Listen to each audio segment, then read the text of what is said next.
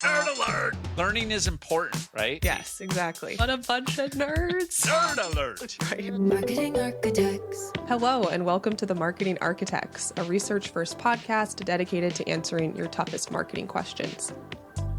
I'm Elena Jasper. I run the marketing team here at Marketing Architects, and I'm joined by my co-host, Rob DeMars, the Chief Product Architect of Misfits and Machines. Howdy. We're back with your weekly Nerd Alert.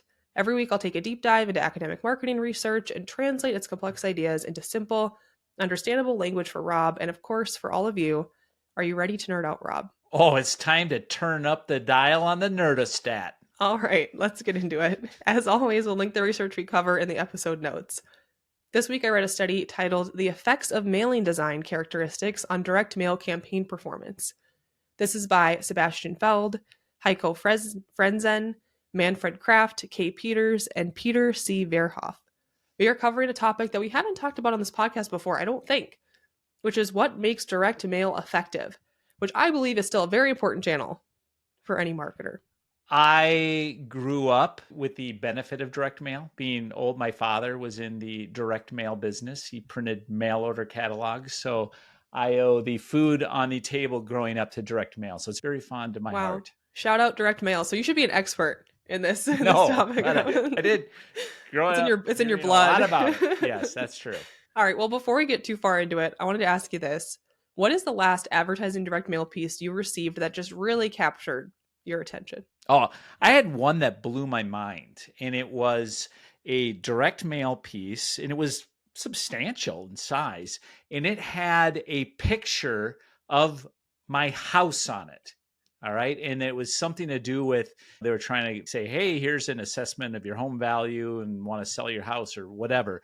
But for them to, it's one thing to have like your address like printed on a piece of direct mail, but to actually have a photo of my home. And I knew that my neighbors all got the same one. So that I was like, okay, hats off, guys. That's a level of personalization I hadn't seen before in the physical direct mail channel. And that didn't weird you out. How many angry calls do you think they got? I mean, it blew my mind. I kept it because I'm like, hats off to you guys. I loved it. I thought it was fantastic. I would have been really impressed if I would have scratched the photo and it smelled like my house. Then I would have really been, impressed. But that's still pretty good. I don't know why that's gross. No, that would be creepy.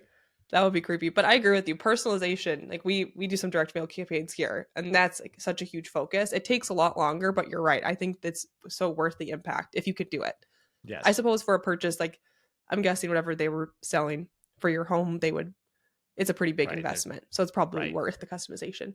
So direct mail, it still accounts for a huge portion of marketing budgets, but I wanted to talk about what design elements actually get people to open and engage with their mail. So these researchers, they analyzed 677 direct mail campaigns across two industries, nonprofits and financial services. And they focused on two key metrics. The first was the opening rate. This is the percentage of recipients who open the envelope. And then the keeping rate. This is the percentage of those who keep the mail instead of tossing it right away. And the big surprise was opening a mailer doesn't guarantee someone will keep it or act on it. In fact, the study found no correlation between open rate and keep rate. Yeah, which means marketers need to optimize these stages separately. So Rob, let's say you open a piece of mail, which it sounds like most people do. What makes you decide to keep it instead of immediately tossing it? And do you open every mail piece you receive just automatically? You just open all of them? Yeah, so I don't actually. I would say I probably open like 5% of the stuff that ends up in our mailbox.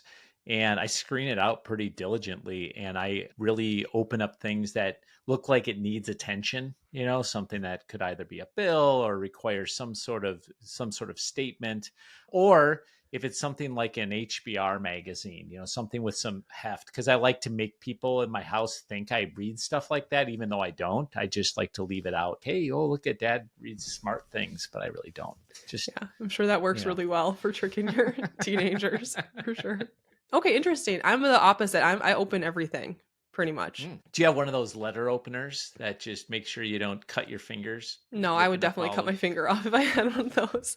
I do not. No, but don't you cut your finger on all the envelopes when you're opening them? That always angers me. I get mad at the brand if I give myself a paper cut. All right, pro tip, don't give Rob paper cuts if you're sending him direct mail. Well, let's talk about what works and what doesn't for getting people to actually open direct mail. So here's what works. Teasers with questions on the envelope significantly increase open rates.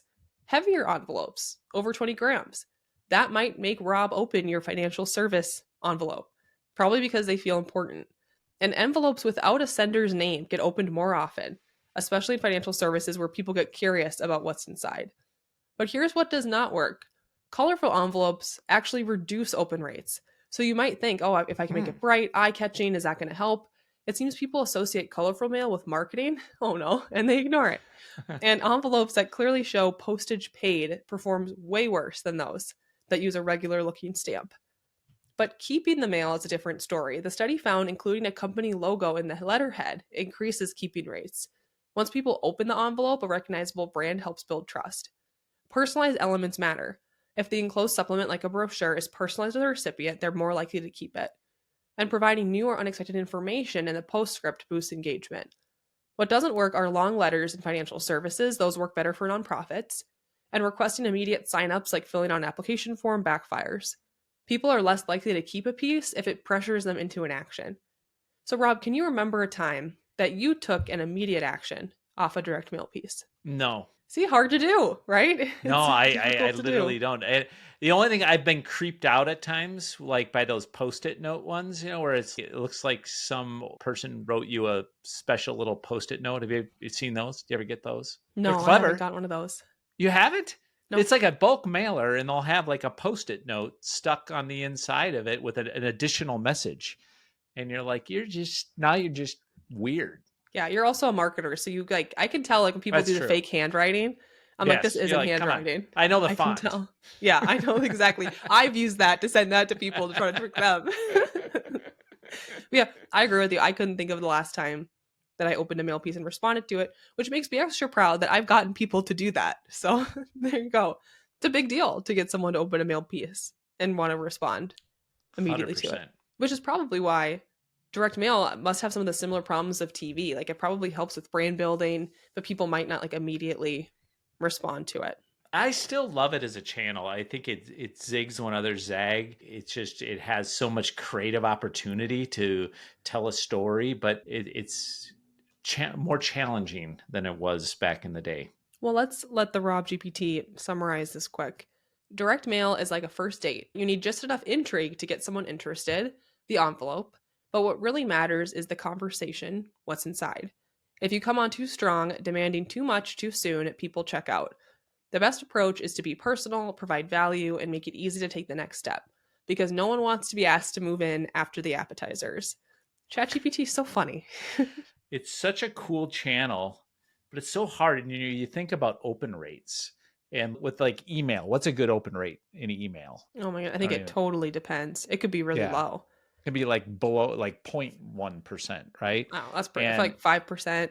Yeah, I don't know. Yeah, well, that's for a good open rate, right? And yeah. So then you think about with direct mail, if you're still getting a 2 to 5% open rate, like that's a lot of cost to manufacture all of those direct mail pieces. Has to probably be for the right category and the right type of advertiser.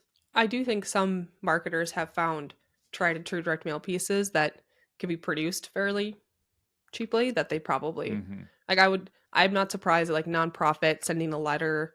Right. I'll bet there's some formulas people have found to get response. Absolutely. And then you just keep running that. I think trying to build brand through direct mail is sort of fun to think about. What type of experience could you send someone where they're gonna, I'm guessing that direct response is probably more popular, but it's hard, I guess, to build brand with direct mail because it can become so expensive. But right. Now and then you'll get those really high end pieces. Like I remember getting one for Mercedes once, and I mean, I'm not going to buy a Mercedes, but thanks for sending me it. And it was a really nice, like it almost felt like I was getting a gift, and it's like, okay, well, that was an interesting way to stand out, very expensive way to stand out, but it came in a box and it had, beautiful catalog on the inside, but I didn't buy it. But it didn't work.